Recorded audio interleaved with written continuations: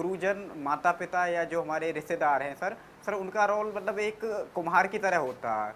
उनका रोल इस तरह होता है कि सर बिल्कुल, अपने बिल्कुल। बच्चे के बारे में जितना वो जानते हैं, उतने अच्छे से कोई बाहर वाला नहीं जान सकता है। तो सर मतलब आप एज़ ए पेरेंट्स या एज़ ए रिलेटिव या एज़ ए गुरुजन आपका रोल होता है अच्छा। कि आप अपने बच्चे के जो एटीट्यूड है या जो इंटरेस्ट एरिया है, आप उसको पहचानें। आप उसको सेव करने में मदद करें।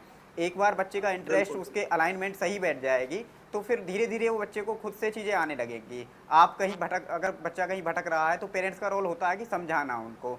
और जब बच्चा अगर सही डायरेक्शन में है, कई बार सर होता है कि हम सही डायरेक्शन में होते हैं, लेकिन फेलियर का सामना करना पड़ जाता है। सर मेरे केस में मेरा 3rd अटेम्प्ट है। इससे पहले मैं पहली बार में प्रीलिम्स नहीं हुआ था, सेकंड बार में सर मैं मेंस लिखा था, लेकिन इंटरव्यू के लिए नहीं हो पाया। तो सर ऐसे में जो पेरेंट्स हैं या गुरुजन हैं, उनका रोल होता है कि आप कमियों को पहचानें और एक पॉजिटिव वे में उनको ओवरकम करने की कोशिश करें। मतलब एक जो आपका फेलियर है, आप उसको मोटिवेशन की तरह लें कि ठीक है, एटलीस्ट मुझे मेरा मतलब ये जो फेलियर है उसका रीज़न पता है।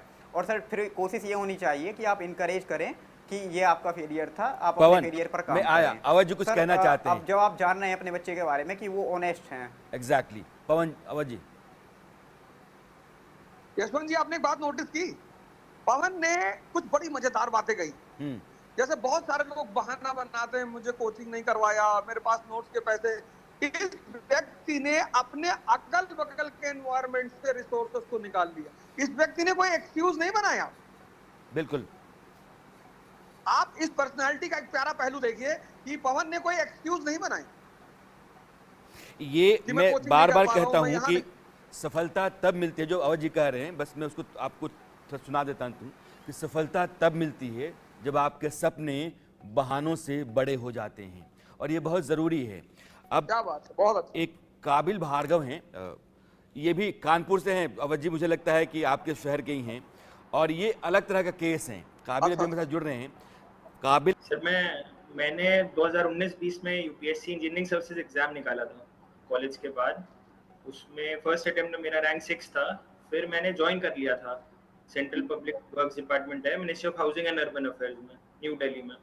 तो जब मैं ट्रेनिंग कर रहा था तब मेरे दोस्त प्रिपेयर कर रहे थे, तो वहाँ से मोटिवेशन मिला। विद जॉब हो नहीं पा रहा था सही से, तो पहली दूसरी बार तो प्रीलिम्स ही नहीं हुआ। इस बार बहुत लोग ने सपोर्ट भी किया, फैमिली ने, डिपार्टमेंट सीनियर ने, कॉलेज सीनियर ने गाइड किया, सपोर्ट किया। तो छुट्टी लेके ऑफिस के साथ मैनेज करके इस बार पहली बार प्रीलिम्स निकला, फिर मेंस और अब इंटरव्यू। तो मुझे लगता है क्या कि बात एक अटेम्प्ट अगर अब इस बार रिजाइन करके एक्सटेंशन लेके अगर सिर्फ पढ़ाई करेंगे, मुझे लगता है जो कमी है थोड़ा जहाँ भी रह गया होगा प्लस 30-40 मार्क्स का, वो इम्प्रूव किया जा सकता है। अवध जी, मैं चाहूंगा कि अरे आदित्य, काबिल आदित्य, आप इनको सलाह दें। आईपीएस की ट्रेनिंग ले रहा था और फर्स्ट रैंक आई है, तो तुम्हारी भी अगली बार फर्स्ट रैंक आएगी। थैंक नहीं, यू लेकिन सर। अवध जी, क्या आपको लगता है कि इनको ज्वाइन नहीं करना चाहिए, इनको नौकरी से हट करके साल भर तैयारी करके अटेम्प्ट लेना चाहिए? आपने अभी कहा ना कि जिसके सपने बड़े होते हैं वो उसके एक्सक्यूजेस छोटे हो जाते हैं। अब इनके सपने बड़े हैं ना, तो सपना इनका है आईएएस बनना है। तो भाई आईएएस बनना है तो कहीं ना कहीं तो रिस्क लेना ही पड़ेगा। और ये एक्सटेंशन ले रहे हैं, क्या दिक्कत है इनको? बहुत सारे लड़के करते हैं, बहुत सारे लड़के। काबिल, थैंक्स सर। ये क्या नशा है कि मुझे आईएएस ही बनना है? आईपीएस भी है, आईआरएस भी है, आईएफएस भी है, लेकिन ये आईएएस का नशा क्या होता है? हर आदमी चाहता है कि आईएएस ही हो जाए। नहीं, ऐसा स्पेसिफिक नशा नहीं है। पहला तो जो भी सर्विस मिले उसको अच्छे से अपना उसमें काम करना चाहिए, वो सबसे इम्पोर्टेंट चीज़ है। क्योंकि आज के करेक्ट टाइम करेक्ट। में वो हायरार्की नहीं रही है, वो चीज़ नहीं रही है कि आप किसी भी सर्विस में हैं सिर्फ बाय वर्च्यू ऑफ दैट आप एकदम मतलब जाने जाएं। काम आप कहीं भी अच्छा करें, मैं अभी करेंट सर्विस में हूँ, वहाँ पे भी अच्छा काम करता हूँ, तो वहाँ भी लोग जानते हैं।